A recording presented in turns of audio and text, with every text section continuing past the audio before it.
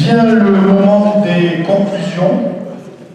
Qui est-ce qui va m'aider pour cela? Eh bien, c'est notre observateur qui est resté dans le fond de la salle, qui a noté, qui a visé, écouté, vu, entendu, et pour nous a fait la meilleure synthèse. Le micro est à vous.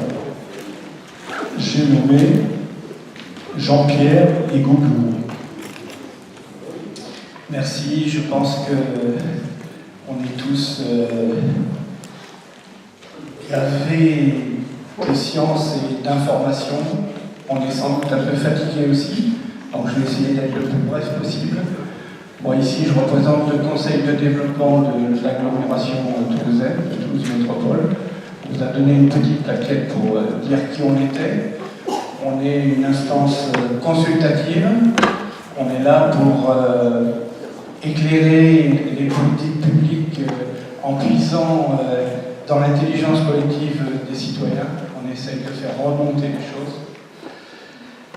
Voilà, on est des représentants très divers de la société civile, donc sur les questions qu'on a traitées aujourd'hui, c'est très difficile de prendre la parole au nom du CODEV parce que toutes les opinions y sont présentes. Donc je vais me permettre de partir de mon opinion à moi, ça sera plus simple pour moi.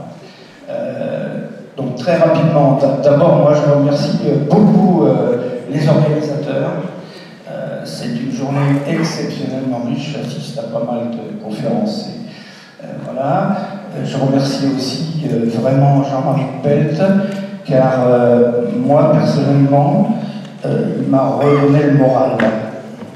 C'est très important, parce que les interventions qu'on a eues aujourd'hui ont été assez plombantes. J'ai repris conscience, à la fin, en écoutant Jean-Marie Pelt, qu'on était un des maillons du vivant et que pratiquement les humains sont aussi désemparés que les plantes et les animaux devant la vitesse des changements. C'est clair. J'ai vraiment repris conscience ce matin qu'on était vraiment dans une course de vitesse. Et de même que Jean-Marie Pelt parlait d'une nouvelle ère géologique, je pense que nous devons entrer dans une nouvelle ère sociale et politique. C'est tout à fait clair. Est-ce qu'on va y arriver? Il y a un problème de vitesse. Je dirais que ce matin, ce que j'ai entendu, c'est que le pire est probable, mais que le meilleur est encore espérable. Et donc ça continue à valoir la peine d'agir. J'ai repris un peu espoir cet après-midi en entendant notre ami économiste, dont je ne veux pas prononcer le nom pour ne pas faire de bêtises. Malheureusement, c'était complexe et très court, donc je ne suis pas sûr d'avoir tout compris, mais j'ai quand même retenu des choses qui me paraissent importantes. C'est que finalement, ce qu'on fait ici, c'est qu'on prend les choses par le bon bout. Il faut effectivement se préparer et contribuer à une mutation de la société. C'est pas rien. J'ai compris et je partage tout à fait le fait que tout ça doit partir du bas. C'est ce que nous faisons tous. C'est ce que nous essayons de faire remonter aux élus. Les élus ont une responsabilité particulière. De ce point de vue-là, je regrette, et j'espère que ça sera comporté, qu'ils ne soient là que pour lancer les débats et préparer les apéritifs. Je pense que c'est des sujets qui sont extrêmement sérieux. Alors, ils nous font part de leur bilan. Nous, le Conseil de développement, il a un rôle d'évaluation des politiques publiques. Donc, on pourrait faire un débat rien que là-dessus, sur le plan climat-énergie territorial de la métropole.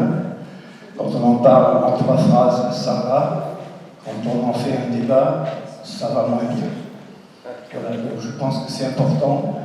Mais je comprends aussi que pour nous tous, la plupart des gens ici sont des gens concernés, probablement des gens militants, c'est mon cas aussi. Et pour les plus concernés, pour les plus militants, c'est extrêmement complexe. C'est systémique. Après que c'est systémique, ça devient très très compliqué. Je crois que effectivement notre rôle, il est un rôle essentiellement pédagogique.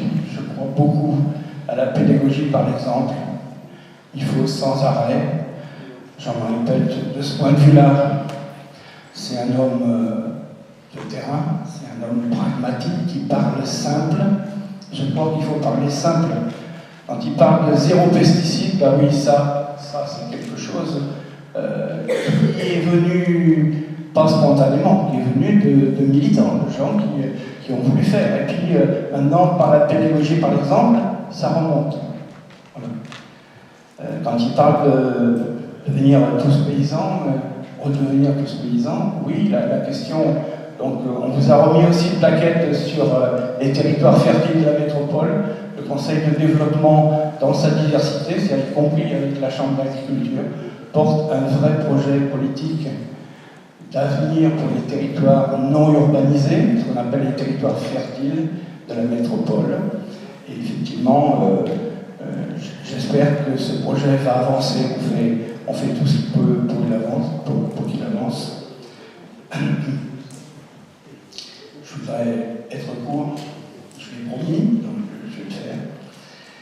Je crois que Jean-Marie Pelt, encore, a cité tous les gens qu'il fallait citer pour penser et accompagner cette transition, cette métamorphose. Il a cité Edgar Morin, il a cité Pierre Rabhi, il a cité le pape François. Je suis vraiment d'accord avec lui. J'ajouterais Geneviève Hazard pour ceux qui ont lu son dernier bouquin.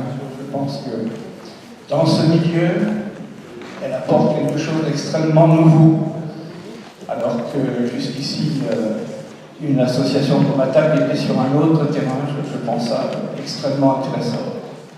En tout cas, pour notre part, très modeste, même si on est complètement d'accord avec François Morin, que tout ça se passe très très loin de nous. Il y a peu de chances qu'on arrive à enrayer cette machine folle de la finance. Néanmoins, il a dressé des pistes qui sont importantes, qui sont de l'ordre de la gouvernance mondiale. Mais moi, personnellement, je suis quand même d'accord pour dire que ça commence chez nous, à la base, les citoyens, changer nos modes de vie, changer le comportement, changer le raisonnement, faire de la pédagogie auprès des jeunes, faire de la pédagogie auprès des élus, et aux élus ensuite, échelon par échelon, de faire changer les choses. Je vous remercie. Merci beaucoup de cette analyse. Merci. Vous pouvez rester avec nous. Monsieur le Président, on va peut-être faire un petit mot de clôture à l'aide de David Laborie, qui est appelé sur scène, qui est un grand acteur de ce colloque qu'il a monté, et donc on va l'applaudir, les applaudir. Félicitations pour le succès de ce colloque. Et Monsieur le Président, à vous revient le mot de la fin. Oui, pour ma part, j'avais l'habitude de dire qu'un bon colloque, c'est un colloque terminé. Et je suis là, c'est bien passé, c'est bien terminé. Et je vous en remercie. Donc je remercie particulièrement aussi David qui se cache là, et Frédérica et Mario qui sont nos deux volontaires civiques. On dit des fois que les jeunes ne s'impliquent pas dans l'association. Et bien, je trouve que c'est bien que deux jeunes au niveau de la raison viennent travailler avec nous pour le peu de salaire qu'ils ont.